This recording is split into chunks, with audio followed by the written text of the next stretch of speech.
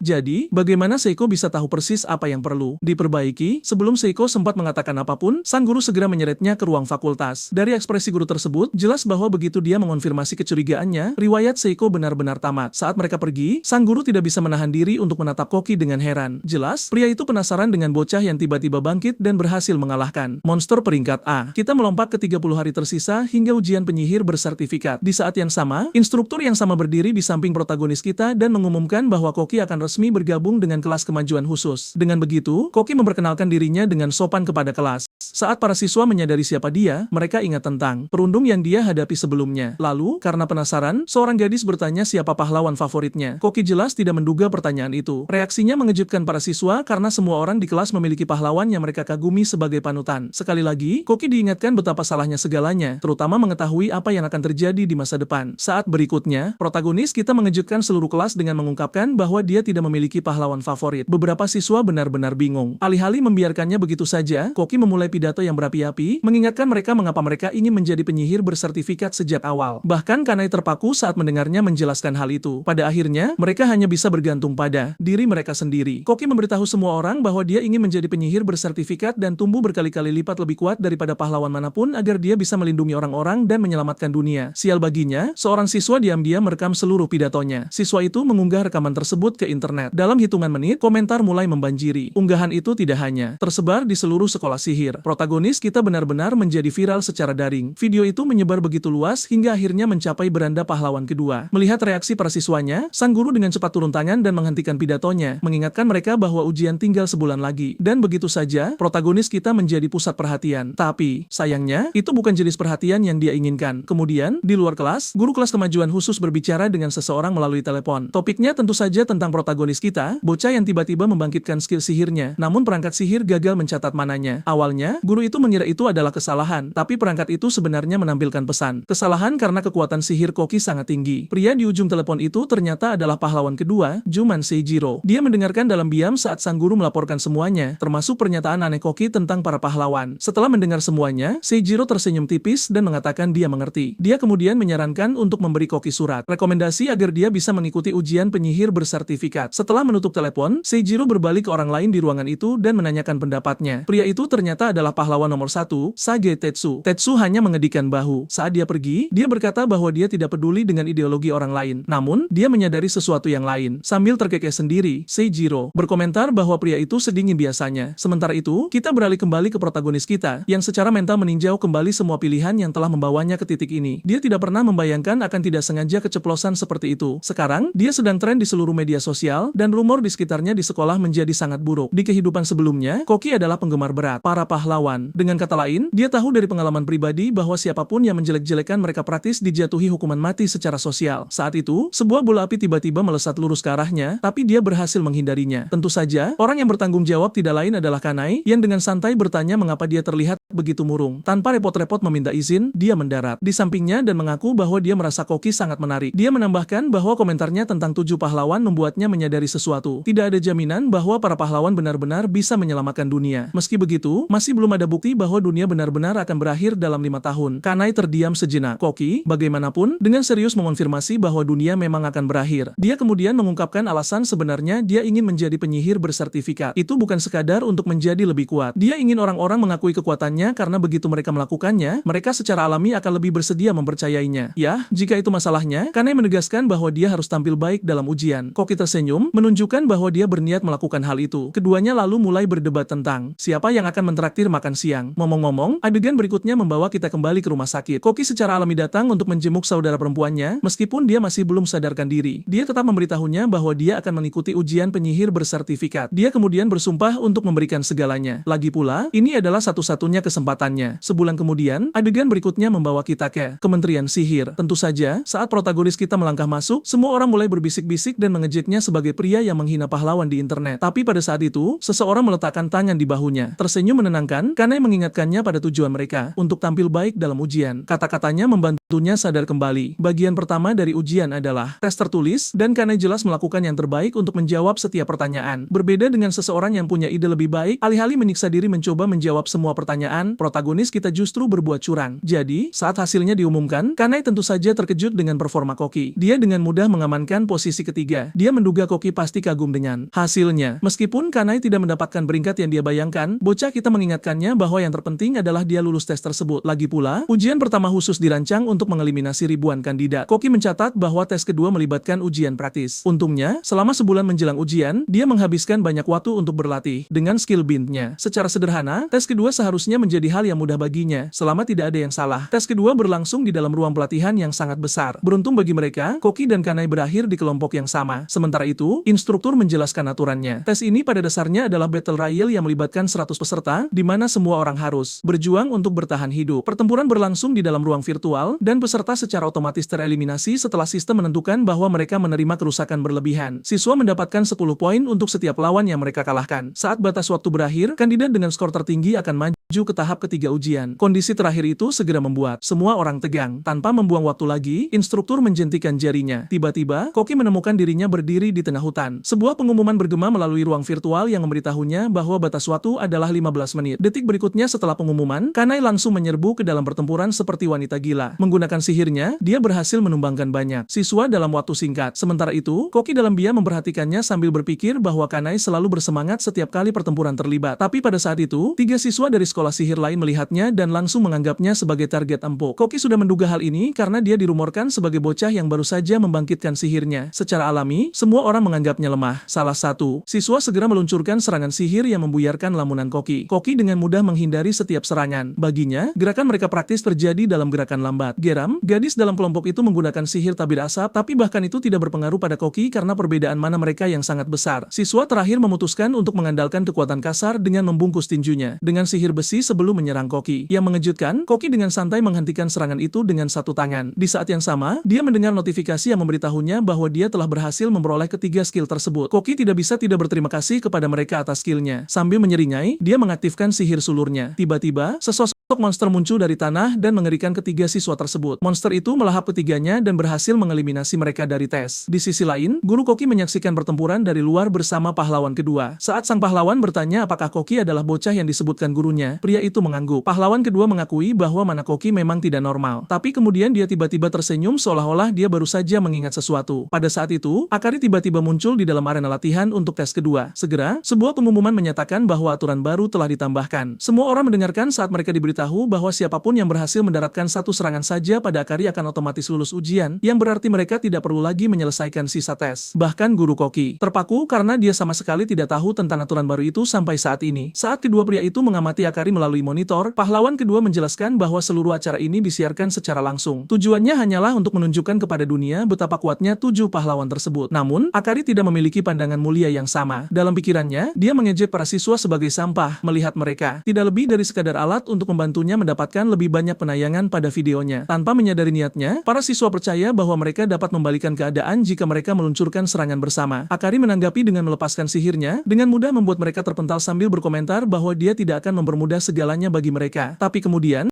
dia melihat seseorang yang berhasil tetap berdiri. Sihir sulur melilit Koki memungkinkannya untuk menahan serangan itu. Pemandangan itu segera mengingatkan Akari pada pertemuan terakhirnya dengan Koki. Hal itu membuatnya geram, tapi di saat yang sama, dia merasa bersemangat karena bocah itu berhasil menahan serangannya menggunakan sihir sulur. Akari akhirnya punya alasan untuk berhenti menahan diri. Siswa yang tersisa tiba-tiba dihalangi, menyisakan hanya Koki dan Akari sendirian. Dengan begitu, Akari menyatakan bahwa dia akan memberi Koki pelajaran dengan menunjukkan perbedaan besar antara langit dan bumi. Kali ini, Koki menderita kerusakan meskipun menggunakan sulurnya untuk melindungi dirinya sendiri. Sayangnya bagi Akari, Kanai menyaksikan apa yang baru saja dia lakukan, membuatnya menyadari kesalahannya. Kanai segera menghadapinya, bertanya, apakah itu benar-benar perlu? Dia mengingatkannya bahwa dia adalah seorang pahlawan dan para siswa benar-benar mengagumi orang-orang sepertinya. Sebagai tanggapan, Akari menyerangnya karena berani menceramahinya. Kanai membalas dengan sihirnya sambil bertanya apakah ini yang seharusnya dilakukan seorang pahlawan. Akari, bagaimanapun, hanya mengejek sihir apinya, menyebutnya menyedihkan. Sihir anginnya sendiri dengan mudah menebas sihir. Kanai menyerangnya dan membuatnya terhempas ke tanah. Koki terpaku saat melihatnya jatuh. Adegan itu mengingatkannya pada kehidupan sebelumnya ketika bajingan itu mendorong saudara perempuannya ke samping dan menggunakannya sebagai perisai melawan monster saat akhir dunia. Tinjunya mengepal saat amarah murni mulai menyelimutinya. Sementara itu, Akari bersiap untuk menghabisi Kanai dengan sombong mengklaim bahwa skill sihir tidak lebih dari sekadar undian gacha. Menurutnya, Kanai hanya mendapatkan sampah sementara dia cukup beruntung memenangkan lot regenetik. Tapi sebelum dia bisa menghabisinya, Koki tiba-tiba melangkah di antara mereka. Menggunakan skill bintnya, dia menggabungkan sihir tabir asap dan sihir sulur. Akari tertegun. Lebih penting lagi, dia merasakan mana Koki telah meningkat. Koki menggunakan tabir asap untuk membutakan Akari, lalu melanjutkannya dengan sulurnya yang menangkap sang pahlawan benar-benar lengah. Serangan itu mendarat, meninggalkan satu goresan di wajah Akari. Sementara itu, Kanai menyaksikan dengan tidak percaya, tidak mampu memahami bagaimana Koki bisa menggabungkan sihir tabir asap dan sihir sulur bersama-sama. Dia mulai bertanya-tanya seberapa kuat Koki sebenarnya. Akari, bagaimanapun, menjadi sangat marah setelah melihat luka di wajahnya. Dia mengancam akan membunuh Koki, lalu mengaktifkan skill kebenarannya. Akari memanggil seekor binatang mistis. Protagonis kita melihat dengan terkejut karena binatang yang dipanggil Akira ternyata berkali-kali lipat lebih kuat daripada monster peringkat A yang dia dan Kanai hadapi di dalam berangkat pengujian. Sementara itu, Akira hanya menyeringai melihat reaksi Koki. Dia dengan santai mengungkapkan bahwa binatang panggilannya adalah tipe mistis dan skill sihirnya sangat langka sehingga hanya dimiliki oleh kurang dari 1%